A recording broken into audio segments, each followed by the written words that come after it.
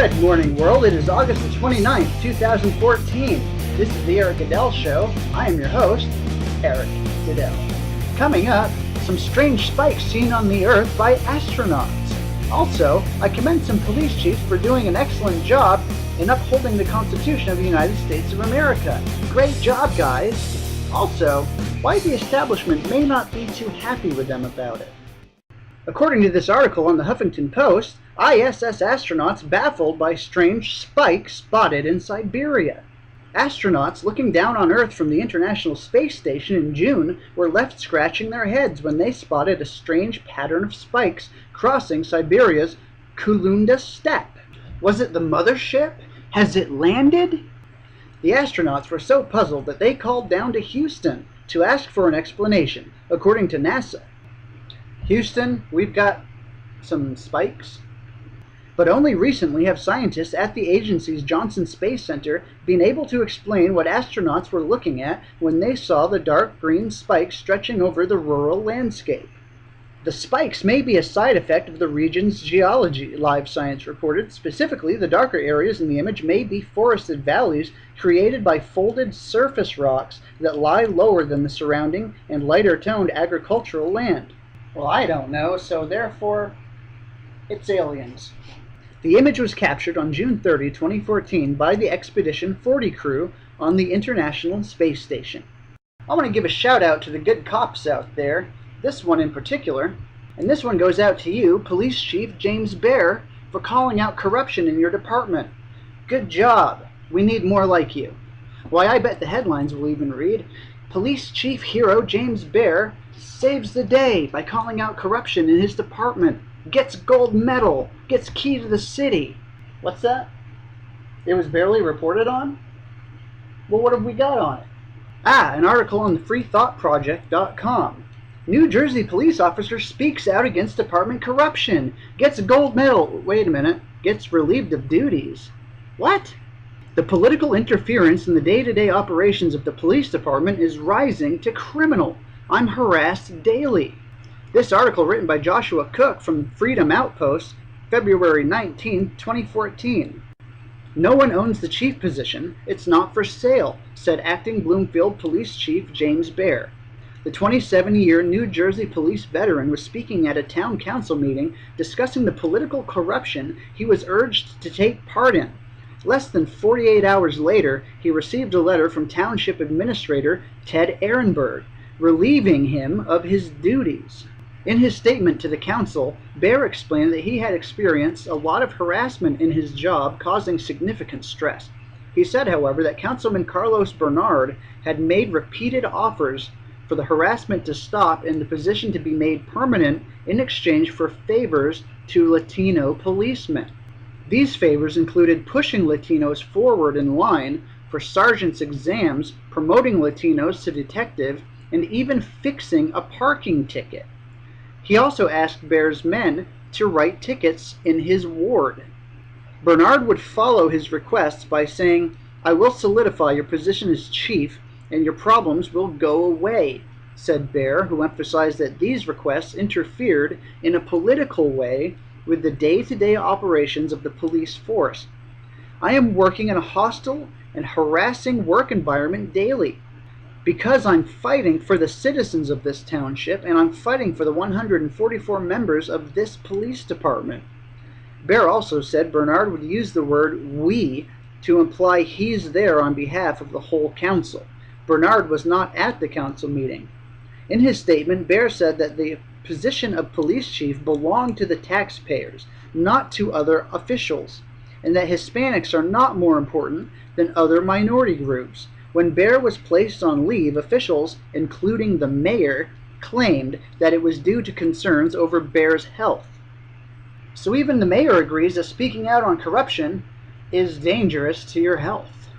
Corruption isn't a new phenomenon in politics, and it certainly isn't a new phenomenon in New Jersey politics. It's relevant to note, though, in large part because of the increasing number of appointed positions in America's local, state, and federal governments.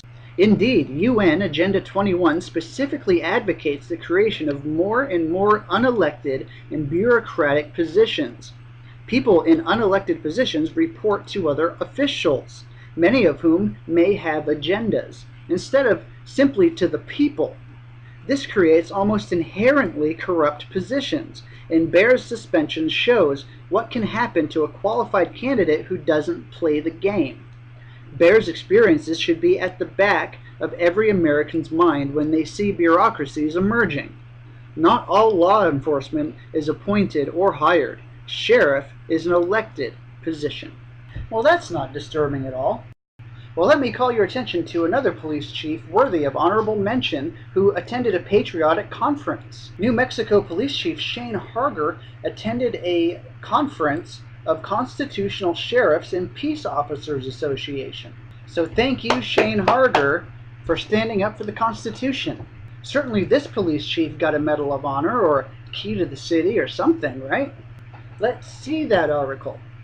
Examiner.com reports that police chief is punished, harassed for attending patriotic conference?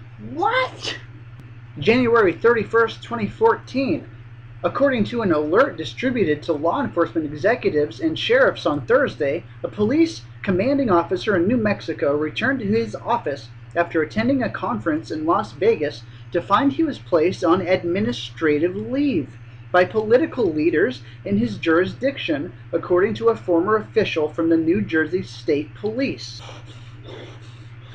Jemez Springs, New Mexico Police Chief Shane Harger was arbitrarily terminated in part for his participation in a conference of Constitutional Sheriffs and Peace Officers Association, CSPOA, in Las Vegas 1 week ago, according to news stories appearing on Thursday. Upon returning to the conference, the chief was immediately placed on administrative leave and ordered to disband his police department after the chief signed a pledge of declaration by CSPOA to uphold the Constitution of the United States of America and the Bill of Rights. Well, how is that bad considering police officers swear an oath to uphold the Constitution? Shouldn't this be encouraged? The county sheriff who informed the police chief of his de facto suspension stated it was due to Harger's political affiliations. While attending the convention, Harger, along with 38 other police officers, signed a declaration affirming their pledge to obey and observe the U.S. Constitution. In addition to refusing to carry out unconstitutional orders such as gun confiscation without constitutionally compliant warrants, violations of the Fourth Amendment without probable cause, detainment or incarceration of citizens without probable cause, or working with the military for domestic law enforcement. Chief Harger today is meeting with other law enforcement officials to discuss this situation and their terminations in the shuttering of the Jemez Springs Police Department. Prior to attending the Constitutional Sheriffs and Police Officers Association conference, Chief Shane Harger claims he was detained and subjected to questioning for approximately 45 minutes at the Albuquerque airport by TSA agents who refused to allow him to board, even after he identified himself as a peace officer and showed them his police shield and identification card as well as other ID. Well, he should have been smart and tried to sneak in through the southern border. I hear that's wide open. Chief Harger and former sheriff and current national president of Constitutional Sheriffs and Police Officers Association, Richard Mark, jointly appeared on the program InfoWars Nightly News on Thursday night and discussed this, Harger's treatment, and its many aspects and ramifications.